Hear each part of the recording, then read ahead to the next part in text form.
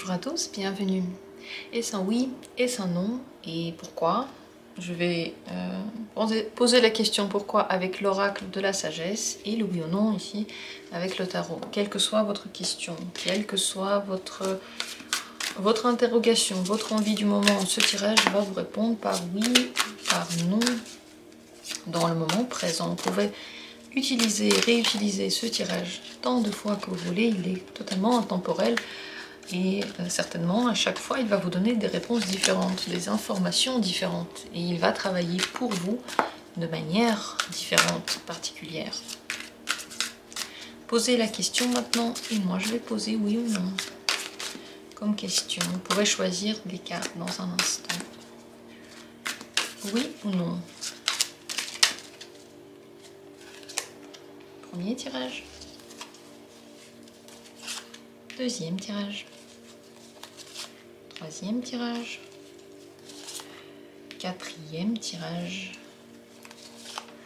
et cinquième tirage. Pendant que vous choisissez l'une de ces cartes, je vais tirer une carte en plus qui va nous expliquer pourquoi, pour chacune de ces possibilités. Entre-temps, vraiment comme vous le sentez, peut-être que vous avez déjà une carte qui vous regarde, peut-être que vous avez besoin de temps pour cela. Respectez votre méthode, faites-le comme vous le sentez, décidez-vous. Pour le premier tirage, pourquoi? Pourquoi cette réponse? Pour le deuxième tirage, pourquoi? Pour le troisième tirage, pourquoi? Pour le quatrième tirage, pourquoi? Et pour le cinquième tirage, pourquoi donc? Voilà, les cartes sont prêtes. Si vous avez choisi, alors rendez-vous dans la description où il y a les minutes qui correspondent à chacune de ces possibilités. Si vous avez besoin de temps, prenez le temps, mettez cette vidéo en pause. De mon côté, je vais commencer tout de suite. Premier tirage. La roue de la fortune. La roue de la fortune, c'est plutôt un non, mais il faut savoir que les choses sont changeantes, imprévisibles, incontrôlables. On ne peut pas les prévoir, on ne peut pas faire de plan. Pas du tout planifiable, et ça va pas du tout se passer comme vous le pensez. Et le oui et le non peuvent changer. Disons que ici vraiment c'est la roue elle tourne et à chaque fois c'est un oui, c'est un non, c'est un oui, c'est un non. Mais pour les décisions c'est plutôt un non parce que justement le fait que ce soit tellement imprévisible et qu'il y ait dans cette roue de la fortune toujours des événements qui sont karmiques. Ça veut dire des choses que vous avez déjà fait, vous avez fait et refait. Certainement, c'est pas une bonne voie. Excusez-moi. Pourquoi? La carte de la bénédiction. Parce que quelque part vous avez déjà eu des signes que c'était pas une bonne idée, que c'était peut-être que c'était un non. Mais vous êtes de toute façon protégé. Vous voyez, la roue de la fortune, elle tourne. Et elle a cette idée de la foi, de quelque chose peut-être de destiné, de karmique, quelque chose qui va arriver, qui va de toute façon être comme il faut. Voilà. Pourquoi la roue de la fortune est incontrôlable? C'est parce que la vie, elle a un plan pour nous. Et ce plan-là, il est rarement le même que celui que l'on a. Et de toute façon, le nôtre, on ne pourra jamais l'imposer. Pourtant, malgré tout, vous êtes... enfin, malgré tout, non, vous êtes béni, vous êtes protégé. Sachez donc que quelle que soit votre décision, la vie va vous protéger. Mais écoutez, les signes pourraient être une très bonne idée, parce que les signes sont déjà en train de vous dire ce qui est bien, ce qui n'est pas bien, quelle est la bonne voie et quelle n'est pas la bonne voie. Vous devez savoir que il y a certaines choses... que vous ne pouvez pas éviter de faire, je sais pas, vous avez très envie de le faire ou vous avez vraiment pas envie de le faire. Et c'est pas la peine de chercher plus loin, est-ce que c'est une bonne idée ou pas. Écoutez, cette envie-là, elle a un grand sens et sachez que quoi qu'il arrive, vous êtes protégé. Voilà le message de ces cartes, pas que oui ou non, c'est pas si simple en fait dans cette question, c'est pas juste oui ou non, vous pouvez pas poser la question seulement ainsi. Mais voilà, dans le doute, si vraiment vous ne savez pas, je vous dis non. Parce qu'avec cette imprévisibilité, Donc quand je tiens la roue de la fortune, je fais pas. Mais qu'est-ce qui se passe? Mais bon, à vous de voir.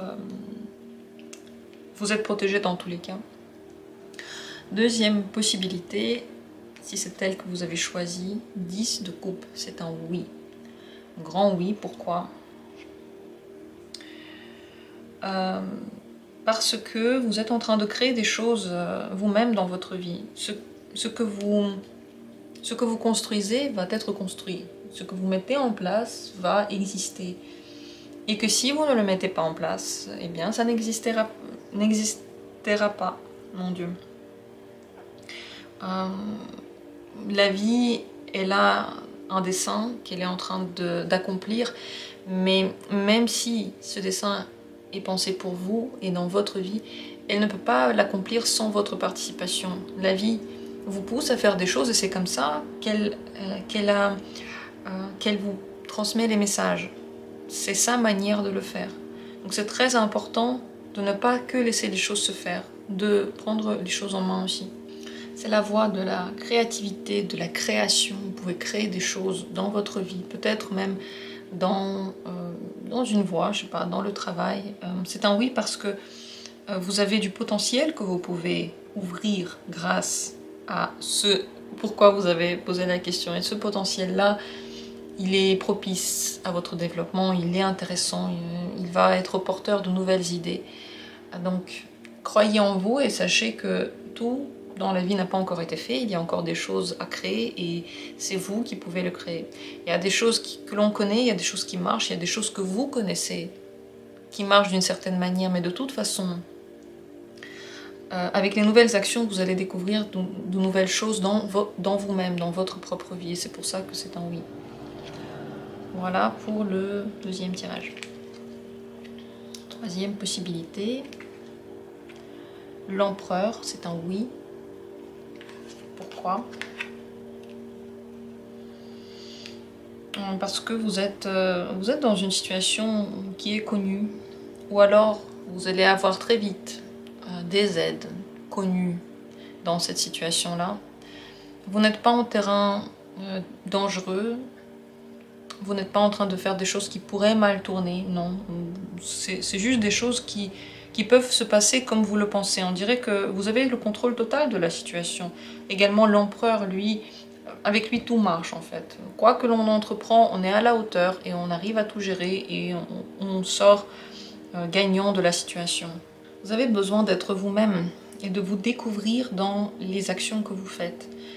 D'être comme vous voulez que soit votre vie. Vous voyez, il y a des choses que vous voulez peut-être voir autour de vous.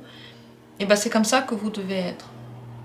C'est un oui parce que c'est que en faisant des choses qui ont un lien direct avec votre intérieur, donc que en étant honnête avec vous, que dans votre vie, les choses marchent comme vous voulez. Et votre vie commence petit à petit à vous ressembler.